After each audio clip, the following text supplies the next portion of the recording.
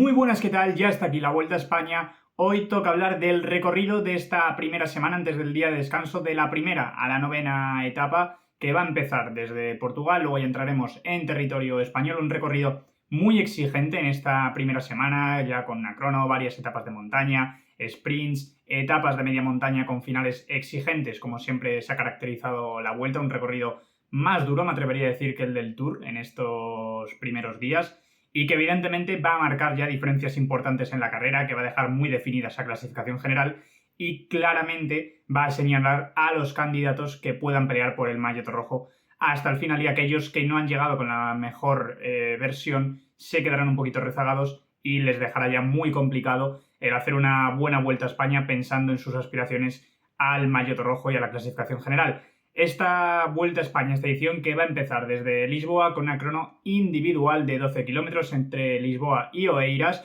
Una crono llana, individual, exigente ya para empezar, ya va a marcar diferencias importantes seguro entre los candidatos a ganar esta Vuelta a España, y una carrera que va a destacar varios candidatos muy claros, yo creo, por encima del resto a hacerse con este primer maillot rojo, como pueden ser Primoz Roglic, Wout van Aert, Stefan Kung y Joshua Tarling. Creo que son los 4 nombres que habrá que manejar por encima de otros para mañana, aunque sí que es verdad que hay otros nombres como Jay Vine o McNulty, por ejemplo, que también podrían hacer una muy buena crono. El ser el primer día también puede pillar a contrapié a muchos ciclistas. Una carrera muy interesante para empezar, siempre con una crono para soltar las piernas. Va a marcar ya diferencias para esta clasificación general y sobre todo va a ser interesante para aquellos candidatos a esa general que sufran contra el crono, porque van a tener que minimizar pérdidas y ya el primer día pueden llevarse un golpe muy duro, una situación que puede ser muy compleja de afrontar para ellos si pierden mucho tiempo. Entonces van a tener que sufrir ya muchos aspirantes mañana. Por su parte, la segunda etapa entre Cascais y Ourem, seguimos en territorio portugués, jornada que debería ser de transición, pero bueno, es la primera etapa en ruta ya propia como tal en esta Vuelta a España, una etapa que debería desarrollarse al sprint, porque como vemos no es un perfil demasiado exigente, tiene una subida de cuarta categoría ahí al final, ya en esos últimos kilómetros del recorrido, pero evidentemente esto no va a marcar diferencias, será una llegada al sprint, una llegada masiva, en la que habrá que tener mucho cuidado con las caídas, porque siempre hay muchísimo riesgo, especialmente en estos primeros días, que hay más tensión, ¿no? Luego ya un poco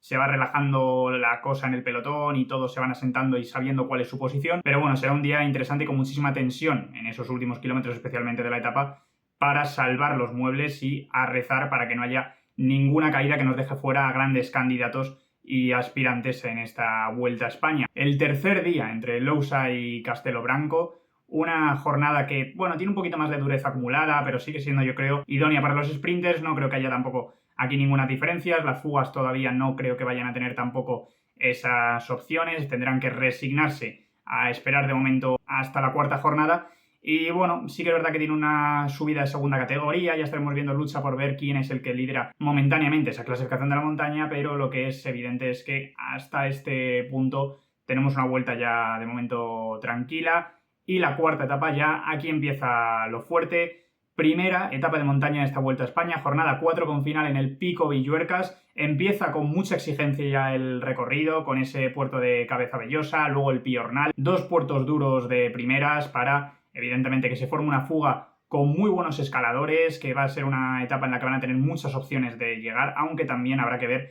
qué equipos de los de la general tienen esa intención de controlar la carrera de primeras, de hacer la carrera exigente y quizá de buscar la primera victoria de etapa, porque Villuercas es una subida ya exigente, ¿no? Estamos hablando de 14,6 kilómetros de puerto al 6,2% de pendiente media. Va a haber las primeras diferencias, vamos a ver realmente ya dónde está cada uno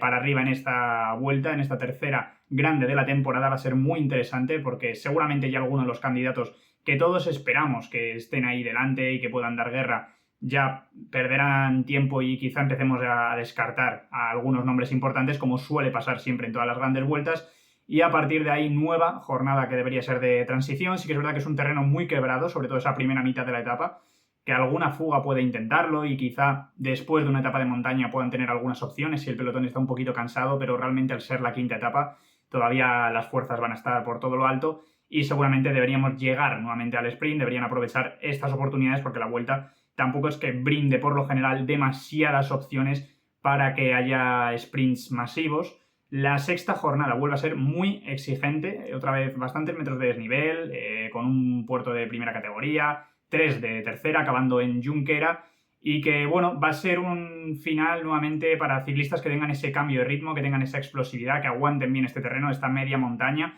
8,9 kilómetros al 3,9%, sí que es verdad que no es un final muy exigente, pero pica para arriba y va a seleccionarse evidentemente el pelotón en estos kilómetros finales. Va a ser duro para todos los corredores y quizá hay ciclistas que destacan, ¿no?, bastante en este terreno. El propio Roglic podría intentar conseguir también la victoria en una llegada como esta. Habrá que ver, ¿no?, cómo están las fuerzas, si ha habido caídas, si no, qué equipos son los que están tomando la iniciativa. Pero bueno, un final interesante en el que desde luego si alguien no está bien colocado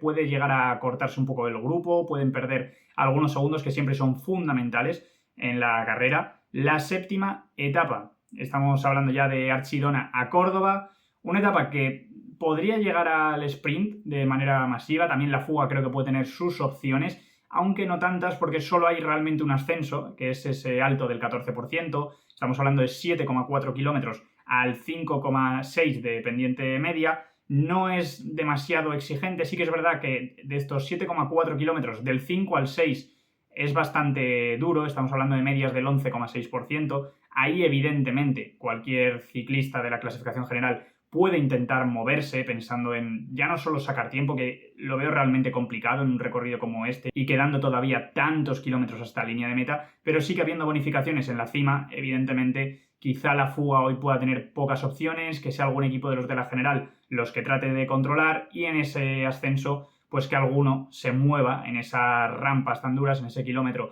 que hay del 5 al 6 y que evidentemente veamos algún corte y esa pelea por las bonificaciones, algunos segundos, que bueno, al estar tan lejos de meta quizá tampoco ocurra, pero yo creo que es un poquito el aliciente que tiene esta séptima etapa de la Vuelta antes de un nuevo final muy duro, como es esta etapa 8 de Úbeda a Cazorla, que pasamos con una cota de segunda categoría, el Mirador de las Palomas, para terminar luego en esta Sierra de Cazorla de 4,8 kilómetros al 7,2% de pendiente media, bastante exigente, sobre todo el primer kilómetro es muy duro, el último una vez más también rozando el 10% de pendiente media,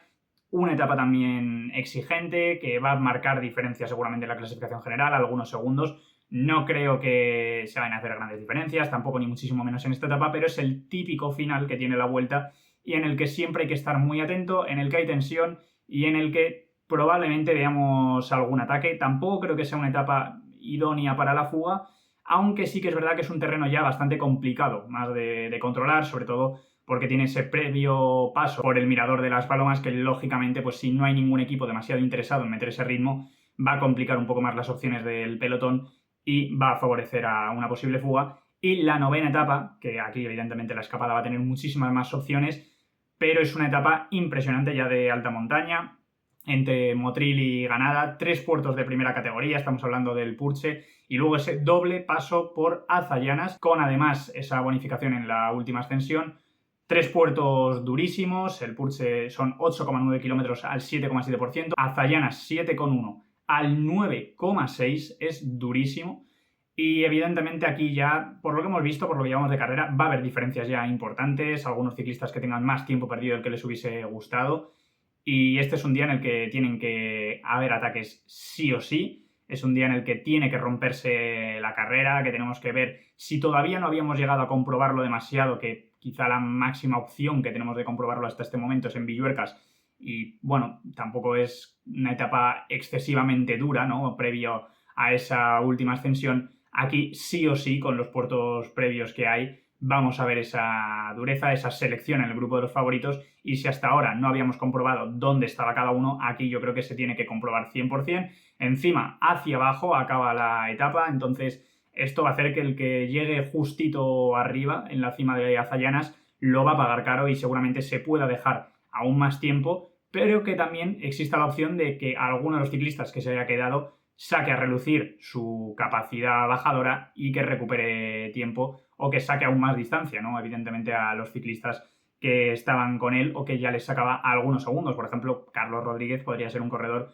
que aprovechase bien esta etapa conociendo su gran habilidad en los descensos y, como veis, un recorrido durísimo. Tendrán esta jornada de recuperación en Vigo antes de que empiece ya la 10ª etapa el martes 25 de agosto, domingo, será esta jornada, ¿no?, que cierre, como digo, este primer bloque. Un recorrido, como habéis visto, muy exigente, muy duro ya de primeras, que va a marcar diferencias, que nos va a dejar ver dónde está cada uno, que hay muchas ganas ya de que lleguen todas estas etapas, que van a ser interesantes. Así que nada, toca ya esperar, que estamos a la vuelta de la esquina, y disfrutar de lo que va a ser esta última gran vuelta de la temporada. Muchas gracias a todos por ver el vídeo, dadle like, dadle a la campanita, suscribíos y nos vemos en el siguiente vídeo. ¡Chao!